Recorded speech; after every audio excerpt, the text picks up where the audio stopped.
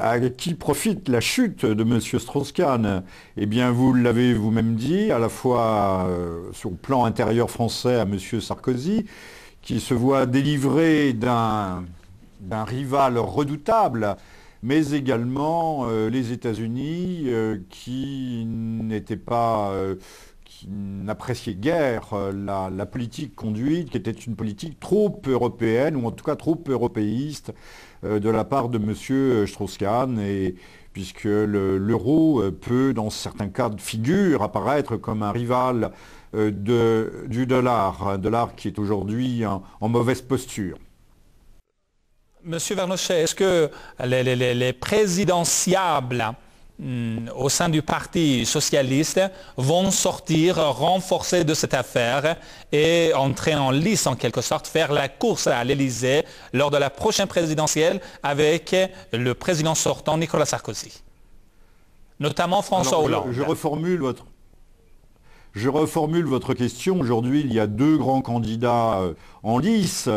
C'est à la fois le secrétaire général, Madame Martine Aubry, et l'ancien secrétaire général, Monsieur Hollande, qui semble lui-même bien placé. Toujours est-il qu'on ne sait pas comment sortira véritablement le Parti socialiste de cette épreuve, puisque à travers M. Strauss-Kahn, l'affaire de M. Strauss-Kahn, sa chute, c'est l'ensemble de la gauche socialiste qui semble atteinte. Et peut-être que s'il y avait eu une manipulation quelconque, ou s'il y a ultérieurement, a posteriori, une manipulation de cette affaire, elle visera à détruire, ou en tout cas à affaiblir les positions du Parti socialiste dans l'opinion. Après la démission de Dominique Strauss-Kahn, bien sûr, c'est la question de sa succession qui fait polémique. La question qui se pose est de savoir quels seront les impacts, les retombées, disons, économiques de la chute de DSK, notamment en ce qui concerne alors la crise économique, la crise des dettes en Grèce ou au Portugal, ou encore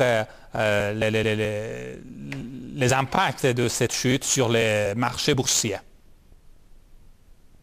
Oui, c'est là en fait la véritable question, parce que se poser la question d'un complot ou pas de complot, je rappelle que 57% des Français sont convaincus. Enfin, il faut voir aussi ce que sont ces sondages. Ce sont des sondages qui portent sur 1000 personnes à peine, un échantillonnage soi-disant représentatif de l'opinion publique.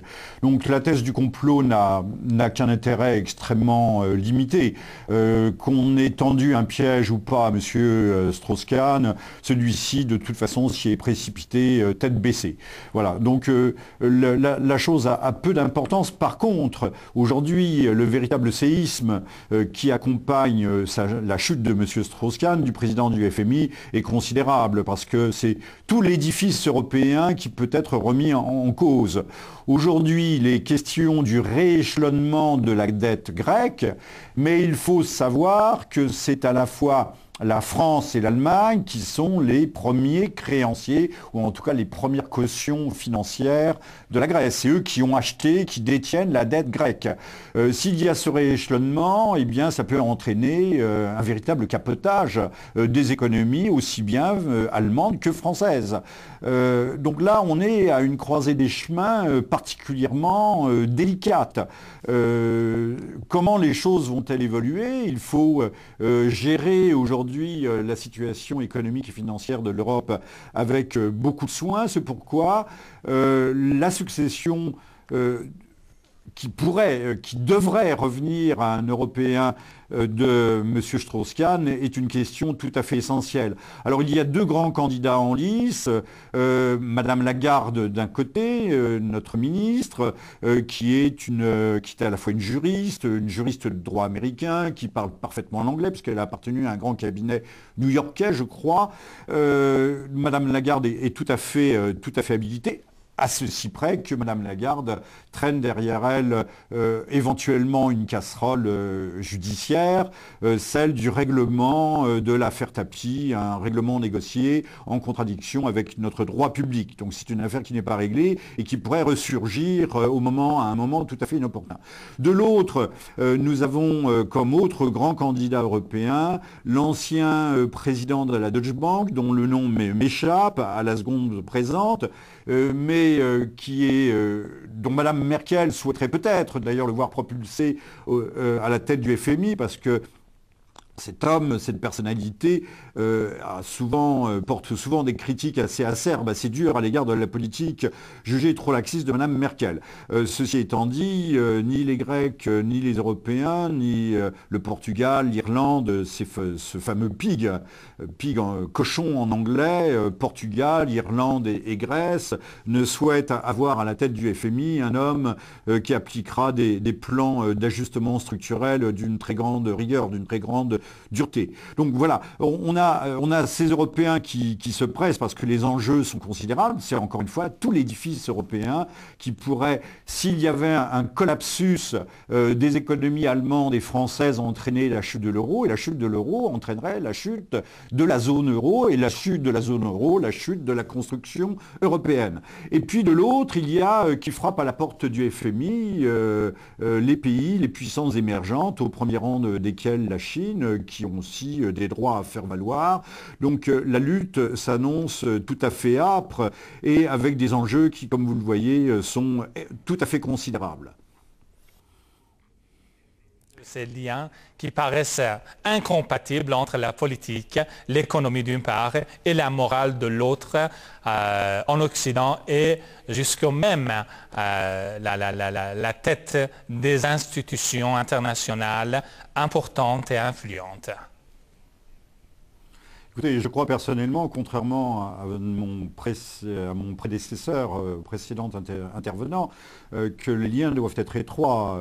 Les lois ne sauraient s'appliquer efficacement, les textes, la loi internationale, si les hommes ne sont pas moraux, s'ils n'ont pas une colonne vertébrale morale. D'ailleurs, dans la vie zoologique, il y a des animaux qui ont une colonne vertébrale intérieure, et puis il y a ceux qui ont une carapace. Alors la carapace, c'est les insectes, et la carapace, ce sont les textes, ce sont les lois qui interdisent, qui canalisent. Mais encore une fois, si nous voulons que ces lois soient bien appliquées, ne soient pas transgressées, ne soient pas contournées, il faut que les hommes aient un minimum de moralité. Je pense que on ne peut pas attendre des hommes la perfection, mais personne ne fait aujourd'hui, d'ailleurs, en Occident, la relation de cause à effet entre la déspiritualisation de nos sociétés, la permissivité de nos sociétés de plus en plus grande, notamment au plan sexuel, et même on peut ajouter la déchristianisation de nos sociétés et cet immoralisme qui gagne de plus en plus de terrain et qui pervertit d'ailleurs, qui pollue la politique internationale. On soulignait à l'instant ce deux poids, deux mesures systématiques, des règles qui sont transgressées en permanence et qui discréditent d'ailleurs cet Occident dès lors qu'il n'a pas une règle morale, une attitude cohérente vis-à-vis des uns et des autres. Nous parlions entre autres des relations entre Israël et la Palestine et les Palestiniens. Par exemple, c'est un exemple, mais parmi beaucoup d'autres. Eh bien, je pense qu'il faut que les hommes réapprennent, même si ils sont agnostiques, voire athées, il faut qu'ils réapprennent quand même une morale qui serait une morale naturelle. On ne peut pas continuer à gérer les affaires humaines, simplement d'ailleurs avec des textes qui interviendraient, qui sanctionnerait purement, puisqu'il y a un vieux dicton français qui dit pas vu, pas pris. Donc on sanctionnerait de temps en temps, non pas pour faire un exemple, mais pour rassurer l'opinion publique, un délinquant comme aujourd'hui, M. Strauss-Kahn risque de l'être s'il s'avère que sa culpabilité est confirmée. Eh bien, encore une fois, pas de droit sans morale, même si Aujourd'hui, on a fait le distinguo, et j'achève là-dessus. Si on a fait une distinction pure et nette entre le droit et la morale, aujourd'hui, il faut réinjecter une certaine dose de morale dans le droit et dans l'application du droit. Que pensez-vous justement de la réaction des médias, notamment de la presse occidentale à cette affaire? Parce qu'on a assisté justement à une hypermédiatisation de cette affaire. Hypermédiatisation, parce que c'est une affaire extrêmement importante. Monsieur Strauss-Kahn, présidentiable français, président du FMI, c'est-à-dire l'un des hommes les plus puissants de la planète, l'un des membres éminents de cette fameuse hyperclasse. Tout cela n'est pas anodin.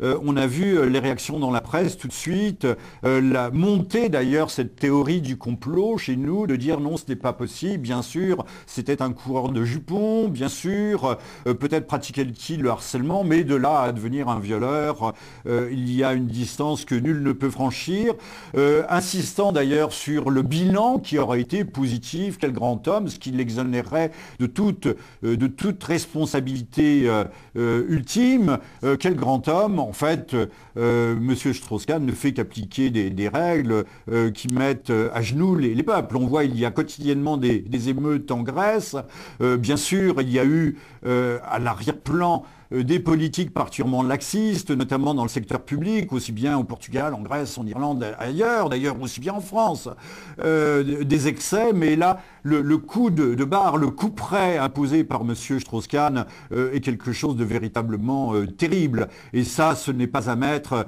à son actif, contrairement à ce que nous dit la presse, qui veut nous faire croire absolument que M. Strauss-Kahn serait un innocent qui serait tombé dans un piège. Donc les réactions de la presse sont étonnantes. Peu en France, et je me base essentiellement sur la France, l'ont véritablement accablé. Au contraire, on est venu à son secours. Il n'y a pas eu ce lynchage médiatique qu'il y a eu aux États-Unis, mais aux États-Unis, il y avait peut-être une part de revanche à l'écart de cette arrogance qu'on dit française mais qui est européenne, de cette indépendance européenne, parce que M. Strauss-Kahn était quelqu'un qui gênait justement, qui avait une politique qui était celle du bassin méditerranéen, dirons-nous, qui défendait des intérêts qui n'étaient pas ceux forcément de l'hyperclasse de Manhattan, pas uniquement. Et puis il y avait en arrière-plan aussi, il ne faut pas l'oublier, l'affaire Polanski, où la France a hébergé, a donné la double nationalité à un homme qui avait été condamné ou qui aurait pu être condamné par les tribunaux américains et qu'elle a hébergé pendant des décennies et qu'elle a refusé d'extrader vers les États-Unis. Donc la justice américaine, qui est relativement indépendante, n'a pas aimé ce comportement et d'une certaine façon, c'est M. Strauss-Kahn qui en a payé les frais.